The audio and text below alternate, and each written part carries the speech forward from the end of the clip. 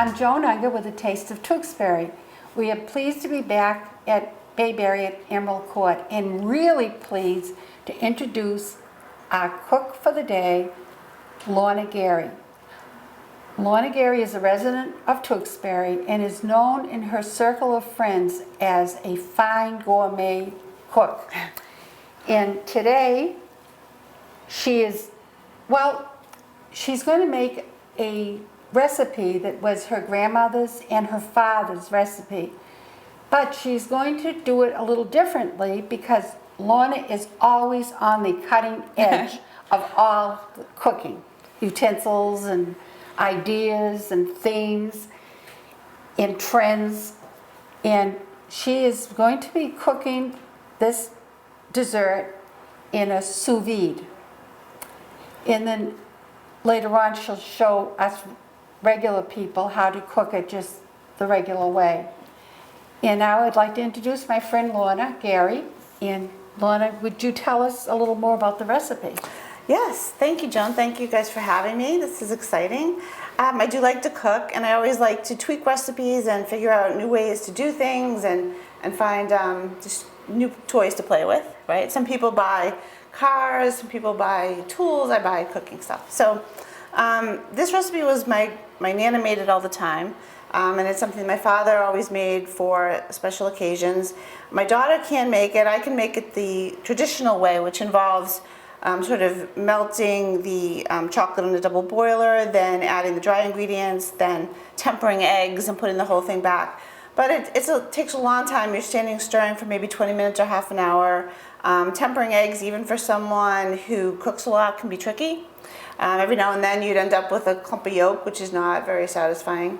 So the recipe sort of got to the point where people were only making it maybe for Christmas or Thanksgiving. It wasn't something that you did all the time. And so I started thinking about how could we make it a little bit easier to do so that we could make it, you could make it for a Tuesday dinner if you wanted to. So that's how I started thinking about the sous vide. And I actually figured this out because we bought the sous vide, as many people do, to cook meat. It does a great job with steak. But then I got an ice cream machine last summer.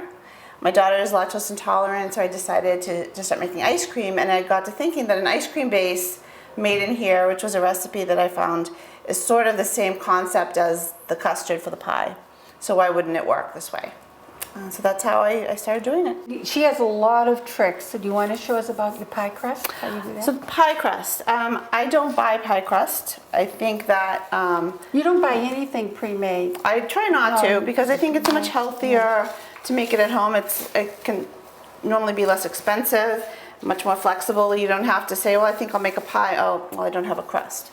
So, and one of the reasons people don't make pie crust is that if you read a standard recipe, it's, take your flour, put in your butter, and then smush it, and then put in 14 drops of water, and it's unless you're a pastry chef or you do it often, it's hard. It would be too dry, it doesn't roll well. You have to cut it in. Yeah, and you're cutting it in. And then you might be disappointed because as you start to roll it, it just falls apart. Because the reason that the recipes ask you not to put too much water in is because then it gets gluteny, gets tough.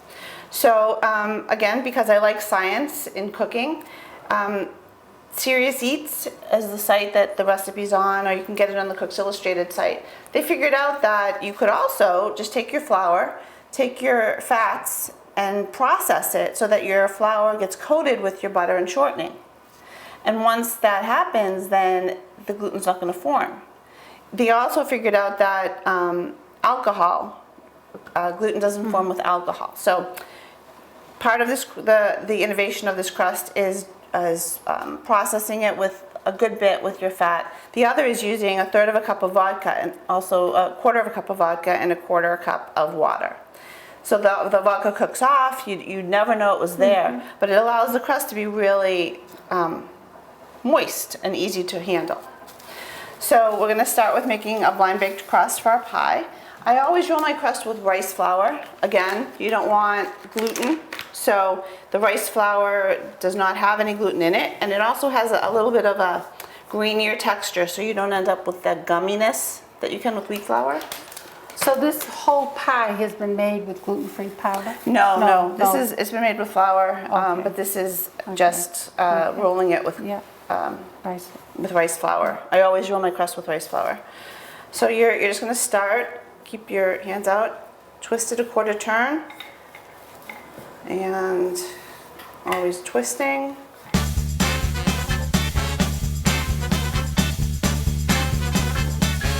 So you have your pan. I like the Pyrex pan because you can see if the crust is done by looking basically through the pan. It also conducts the heat very well. So now you're just going to pick it up like this. I like to kind of center it on my rolling pin so I see where it is. If you have a little bit extra flour, you can brush it off here. And you're just going to come over and unroll it into the pan. If it's not exactly centered, it's not a big deal because you can squish it around. And yeah. So this crust got a little bit warm. Normally it would have been a little bit colder. We would leave it into the fridge, but it's It looks good to me, yeah. So you're going to use some scissors or a kitchen shears and just kind of cut off some extra around your edge. Get yourself about a half an inch and fold it under. Normally, again, at this point, I would probably put it in the fridge to firm up a bit while I was, so that you can make your decorative edge. But since we're going to just demonstrate, so essentially you would fit it in.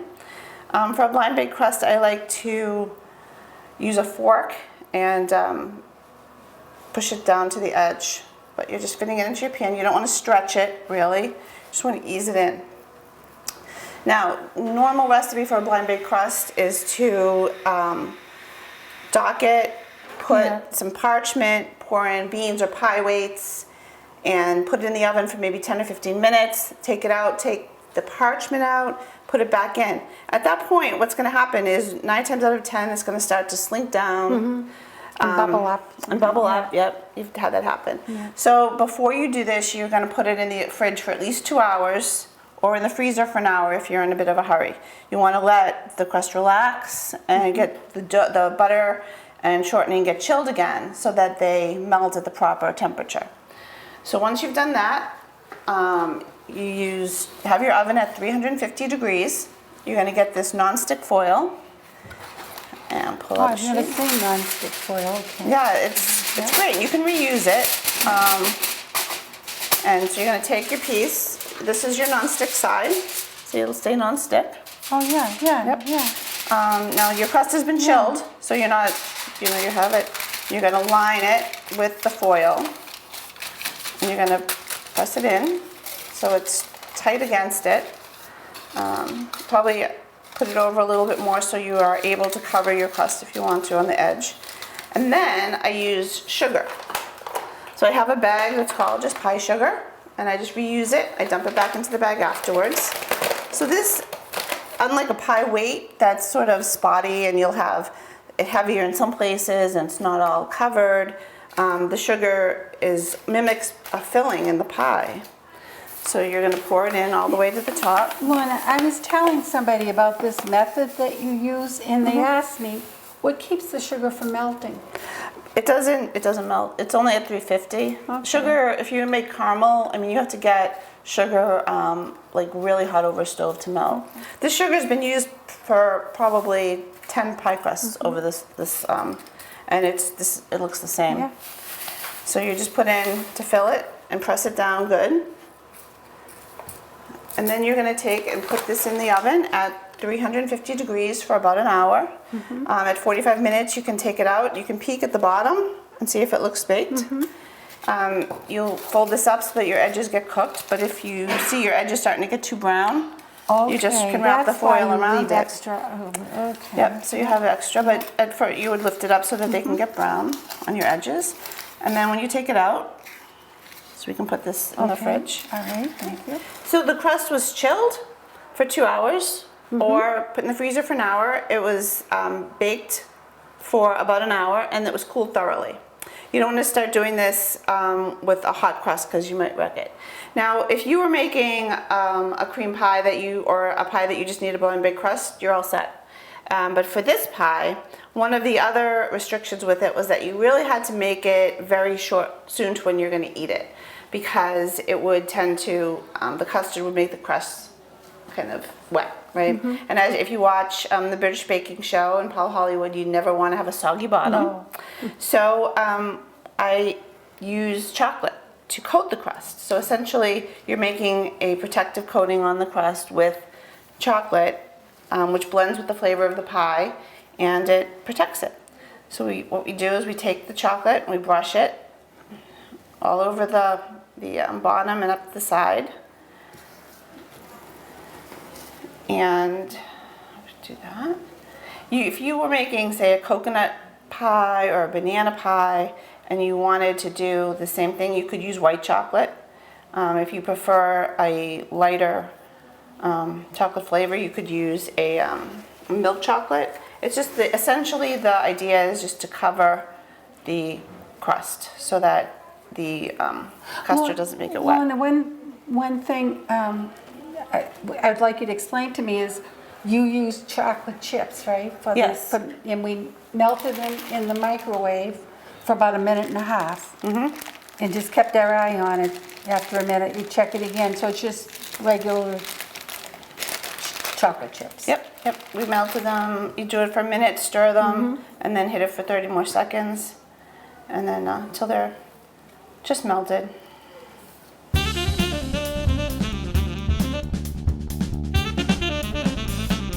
And now this is going to go back into the refrigerator so that the chocolate can harden. Okay. So we're going to attempt chocolate curls. Ooh, I've never made those. So they're fun. They're a good decoration for it. You have to hit it right when it's, the chocolate is not too hard so that it just crumbles up, but it's also not too soft. So we're going to spread this out on, not too thick, not too thin, just sort of a coating of it with the extra chocolate. So we'll put that over here if that works. So now we can start our filling. This one has already been cooking in the sous vide, and it doesn't look great right now. Occasionally you're going to want to take it up and swish it around. So we're going to show how we get to this point. We're going to start by getting our dry ingredients ready. So we've got a cup of sugar. We have 2 tablespoons of cocoa powder. So we like the Drost cocoa powder, which is easily available locally. We have a half a teaspoon of salt and a 1/4 teaspoon of espresso powder. Now, if you like mocha, you could certainly use a half or even more. So you can flavor this pie however. If you liked mint, you could put in some crumbled mint or some peppermint schnapps or some extract. If you liked fruit, you could garnish it with raspberries and put raspberry syrup, maybe even like float some raspberries under the cream. So you can do a lot of different things. But I'm just going to kind of do the basic. The espresso powder doesn't really, you won't really taste it, but it will just heighten the flavor of the chocolate.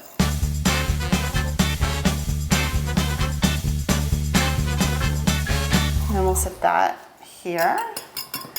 And we will take, What is next? Okay. Yep, 3 egg yolks. So we're going to just lightly beat those.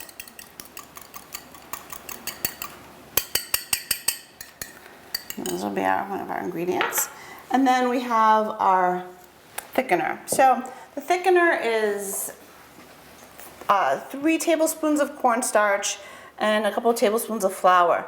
And the reasoning for that is that they thicken at sort of different temperatures. The flour will sometimes hold up a little bit better.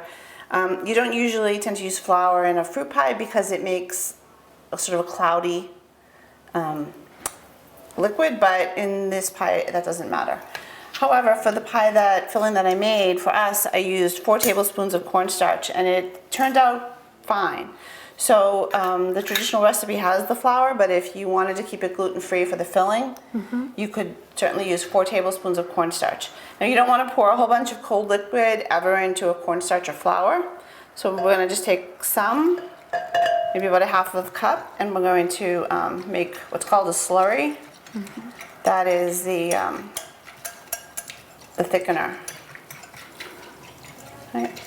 Right, so once that's dissolved and you don't see any lumps, you can just start adding everything else. You can pour in your other, it's 2.5 cups of milk in total.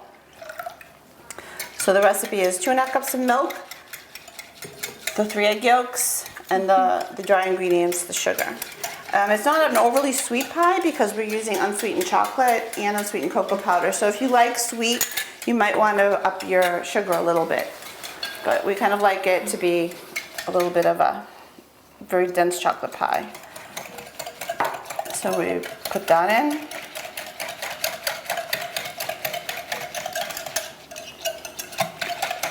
Is this the part where you temper the eggs? Well, no, so the tempering the eggs is if we were doing it the traditional way. Okay. What we would have done is put the milk onto the double boiler, which you have my water going. Gotten the milk hot, so you have to be careful heating milk up. Then you would have poured the chopped chocolate into the warm milk, put this stuff in.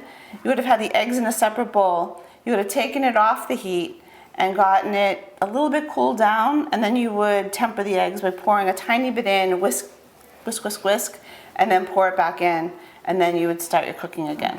We're eliminating the need to do that because we're using the sous vide. Yeah. So everything can just go all in together, all into a bag, and all into the cooker.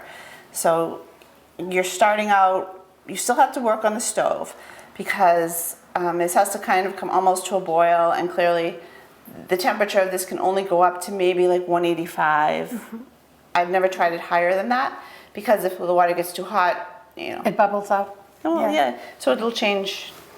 You can't obviously boil stuff in a sous vide machine because your water would just boil away. But we can get it pretty close. All right, so we're going to get all of our eggs in. And then just whisk it all together.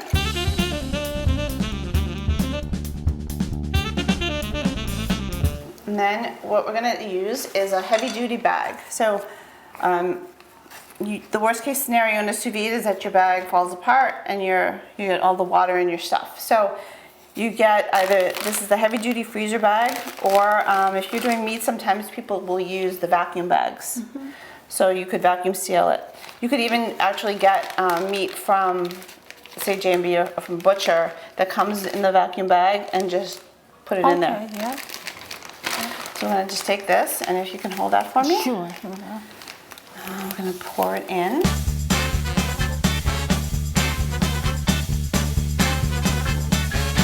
You don't want air in here when you immerse it because it'll float.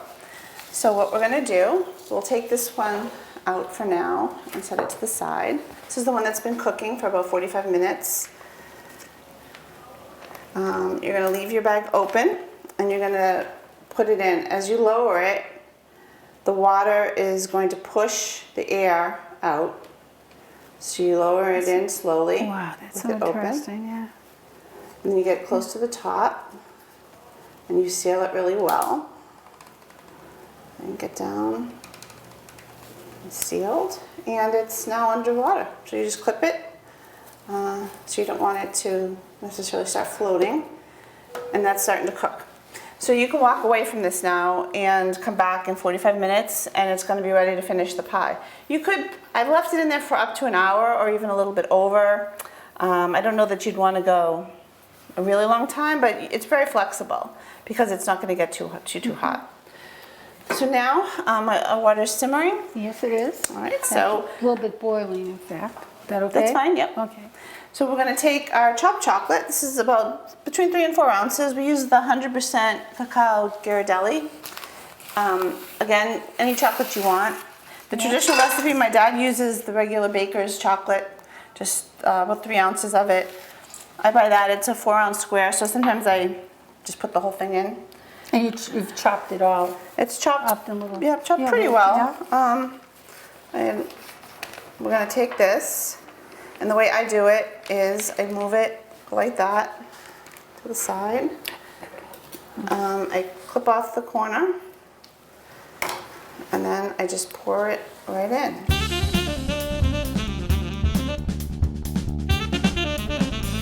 And now we're going to move to the double boiler.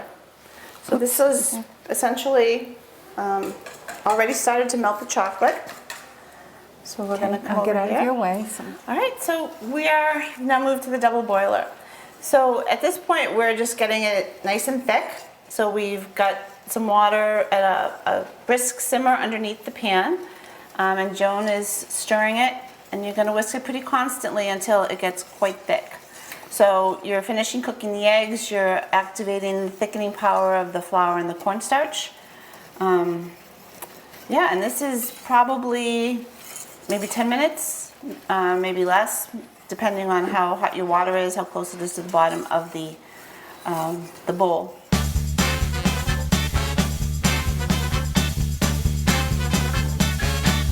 Now we're going to finish it with some butter. So this is 2 tablespoons of butter. I like to have it kind of cold because it helps cool down the filling. We're also going to add vanilla, but you don't want to put vanilla into a very hot thing because it sort of Takes away some of the flavor, yeah. So we'll stir this for a bit while this melts. Now, I know one thing you do is, one step will be whipped cream. And you have a couple of different twists you put on the whipped cream. Yeah, the whipped cream we have now is just a basic whipped cream. You've done all this work, so you're really not going to buy whipped cream in a tub, I hope. You'll get some heavy cream, chill your beater, and just whip like 2 cups of cream with a couple of get it going, put in a couple of tablespoons of, I use confectioner's sugar for 2 reasons. First, it's powdered, right, so it's not going to be gritty, but also it's got cornstarch in it, so I think it helps stabilize the whipped cream just a little bit. And then some vanilla. For whipped cream, often I'll use vanilla bean paste, so you get the nice flecks of vanilla. So this is cooled up enough that you can put the vanilla. So we do a teaspoon of vanilla extract, and you stir that in once it's cooled down.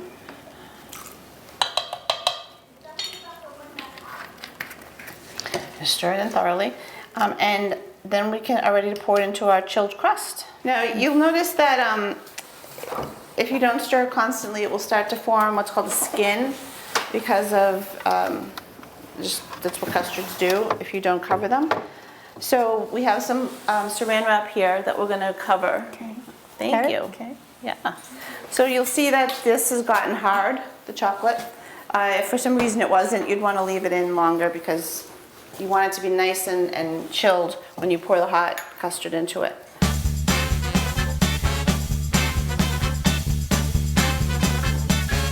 We have our saran wrap, and we're going to take it, we're going to press it right onto. And the reason for that is? So that you don't, from the hot milk, will tend to form kind of an unappetizing skin. And it really, you can eat it, it's fine. It's not a problem, Some but people it's don't just like not it, yeah. that good. Yeah. All right, and then this will just go back in the refrigerator. Okay. There are so many facets to Lorna. Cooking is just one of them. You also are very involved in the community. Do you want to tell us a little bit about that? I am, yeah. I'm lucky that I have some time. My daughter's out on her own. She graduated.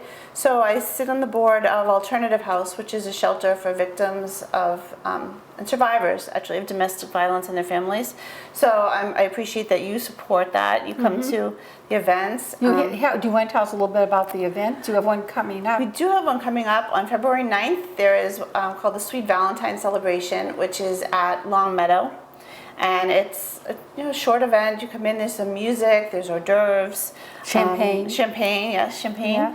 And a ton of raffles and fun, and just people kind of take a break on a Sunday afternoon. Mostly women wearing red. Mostly of the women wearing red. dresses, Yep, yeah. I have to find something red for this year. Yeah. And we just chat and have a glass of champagne and maybe win some raffles. You have entertainment. Yes. We have entertainment. Yeah. We have a singer. So that's fun. The other thing I'm working on in town is... Excuse me, just back up a minute. The fall, you have the golf tournament for Alternative House too in the fall. Yes, I'm on the committee for the golf tournament, which we do in September at Mount Pleasant. And the ladies always come out and support that as well for lunch. Someday we'll get a Tewksbury team Yeah. Oh, yeah. Hopefully get some golfers out there to support alternative health. It's a great cause. It serves, while they're in Lowell, they do serve Tewksbury, Chelmsford, the whole surrounding community, and do a lot of great work. So that's a big thing that I do. I also just joined the Friends of the Library, and I'm on the committee for there's a theme here, the mini golf in the stacks that's happening in March. What about that? Does it run over the weekend? Yes, so it's, for the first time we've expanded it. This year on Friday night there'll be an adults only kickoff.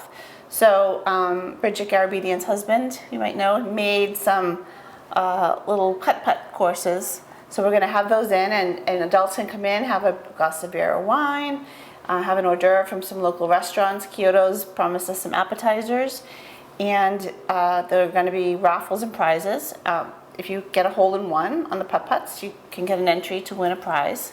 That'll be fun. Then the library's open part of the day on Saturday, and then it closes, and it's completely transformed into a mini golf course. So all through the stacks upstairs, downstairs, the kids can putt-putt their ball right down the stairs in the library, and local businesses sponsor holes. It's a great way to get out in the community because thousands, literally, of people come through there. Is there food for that too? There will be food this year. On Saturday, where the Lions are helping us out by scooping ice cream, and we're going to have pizza and ice cream available in the big event room for Saturday, because that starts late. And then on Sunday is all day, and our selectmen and some of our other town officials have volunteered to cook out. We thought that by March, people would really like to have a hot dog or a hamburger from the grill. So we're going to stick them out there. Hopefully it won't be too cold for them, but we'd like to thank like Jay Kelly and some of the others who have volunteered to come out and cook. All right, so we're going to take a crack at this. Okay. You have to have it soft enough that it will roll, but not so soft that it's going to just melt. So we're going to see. This might work, it might not. So you're going to just take this, and you're going to slowly push it.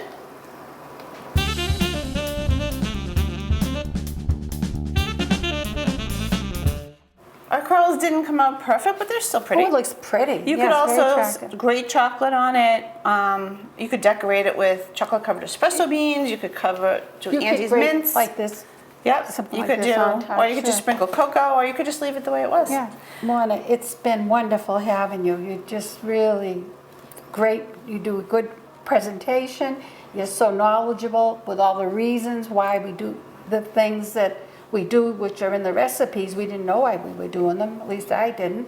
So appreciate, we hope we have you back again. Oh, absolutely. I'm sure that we'd love that. And I want to also thank Bayberry, and I especially want to thank Donna Gill, who's our producer, our executive producer, as a matter of fact, and also our two guys here that are just wonderful, Brian Dorrington and Jason Marshall, and myself, Joan Unger. And you can always send comments to Brian about the show. And again, remember, we are sensitive, so be kind. Thank you.